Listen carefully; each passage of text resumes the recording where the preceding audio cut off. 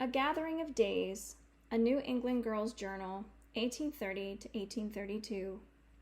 A novel by Joan W. Bloss. Chapter 15. Monday.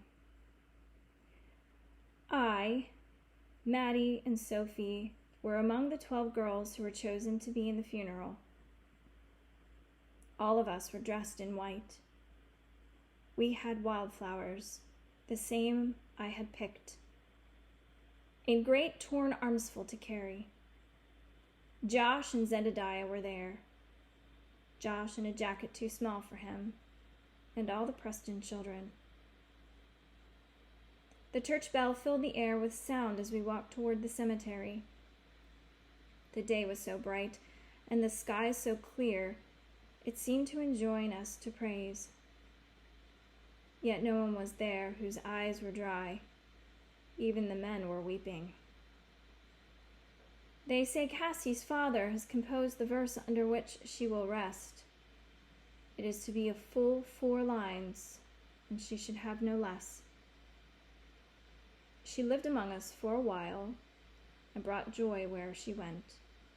We thought she was a gift of God, but learned she was but lent. Ever since I heard it, first the tolling words repeat. I think they are so beautiful. But learned she was but lent. I shall remember Cassie forever, and shall strive to be good and kind as she was, for her sake. Thursday, August 25th, 1831. We are much deprived of Maman. She is often at Shipman's now to help out as she can. She is almost unnaturally calm, nor since that day has doubt or question been heard to cross her lips. Father, I know, and Uncle Edward have asked Mr. Shipman can they help, but this he firmly refuses. Resolutely yesterday, Aunt Lucy carried out her lovely frocks, saving not a single one, to be converted to mourning clothes by means of the great dye-pot. Such delicate muslins, both sprigged and plain. How well I remember when she first came, and all of us, yes, Cassie too, took such pleasure in their intricate cut, or what matters it now? I do not know how they do it, says Maman. He, Emma, all of them quiet. All of them so resigned. One time Father tried to explain, to say that, country life being hard, country folk must learn to accept, else they will surely be broken. Today, however, he only sighed. I know, he said, I know. Friday, August 26th. Nearly a week ago, Cassie still lived. Had I known how few her hours... Perhaps 'tis better, after all, that our last parting was filled with joy, confident of the morrow. Saturday, August 27th, 1831.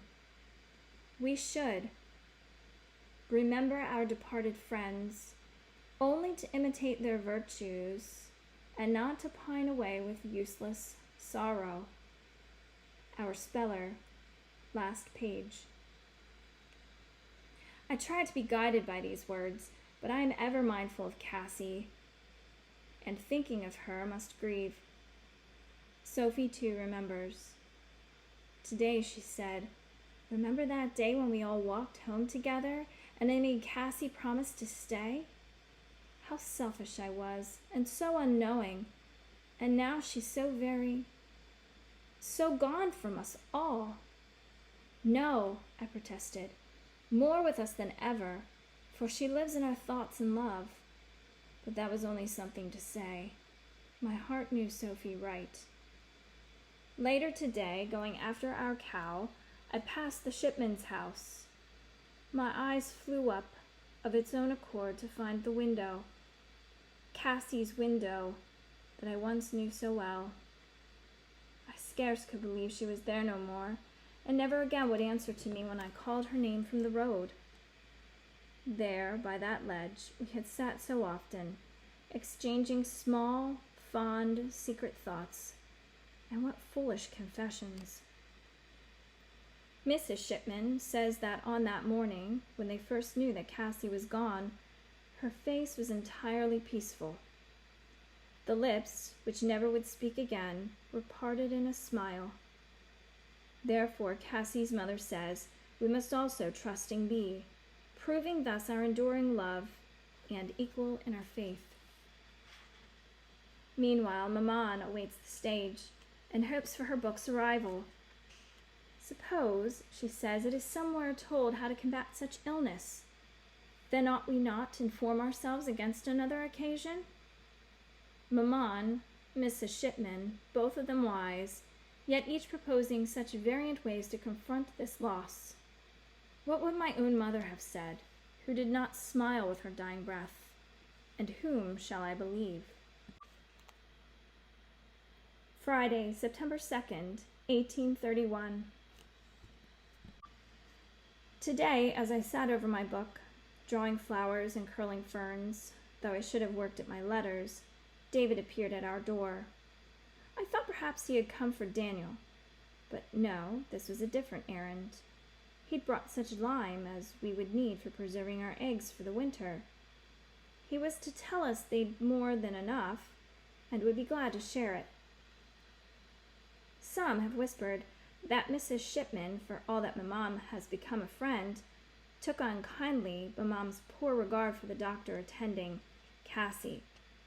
I think that this is not the case, and now this kindness proves it. The errand accomplished, D did not leave, but watched me as I picked up my pen and resumed my sketching. "That's pretty, Kath," he said after a bit. Then, taking the pen direct from my hand, he drew the dear inquisitive mouse which now peers at my daisies. I did not know he was thus inclined, only that Cassie was not artistic, as she used to say of me. Sunday, September 4th, 1831. This morning's sermon reminded us that, great though our grief and suffering be, others have suffered more. It is just 5 years since the Wiley slide, which was made the case in point. Father, after we supped last night, recalled the tragedy. The year was 1826, and on the mountains hereabouts there had been disturbances and troubling slides of rocks. Most concerned were those like the Wileys, whose farms were perched on Crawford Notch, where the mountainside climbs steeply. On this particular afternoon, the ominous rumble of distant boulders warned of avalanche. No one knows for certain what happened, or at what moment the Wileys decided to flee the imperiled house. Alas for the frailty of those persons, they perished one and all. Their would-be rescuers found them there, caught as they were by rock and stone, which coursed across once fertile fields, destroying all they met. They say that some of them clutched in their hands such small possessions as they'd hoped to save: a book, a portrait, a doll. As for the house they had lately left, it was perfectly saved. At that moment the avalanche had parted, roaring down on either side, neither breaking the window glass nor unhinging the gate. Although the rescuers lost all hope, still they entered into the house in its ghastly silence. As if that silence itself would speak, the Bible lay open on the table, presenting a text which Father now found and read aloud to us. "The Lord also thundered in the heavens, and the highest gave his voice. Then the channels of the water were seen, and the foundations of the world were discovered at thy rebuke, O Lord, at the blast of the breath of thy nostrils." Daniel, at the sound of this, broke into sobs, strange, racking boy's sobs, and stumbled from the room. I then remembered what I cruelly forgot, being turned in upon myself. He loved Cassie too. Monday, September 5th, 1831. While the wash day kettles boiled this morning, I took time to assist Maman in tying up our herbs. Earlier we had picked them over, assorting them as to kind. Tansy we had in goodly amount, and pepper, and spearmint both. She especially favors a peppermint tea, strongly brewed, to settle the stomach, or when we're looking peaked. Also, we had our sassafras roots, and comfrey from the garden. Later, Asa and David came by to visit with Daniel at a while. They three have grown rather closer together, and sometimes will let me join with them, now that Cassie's gone.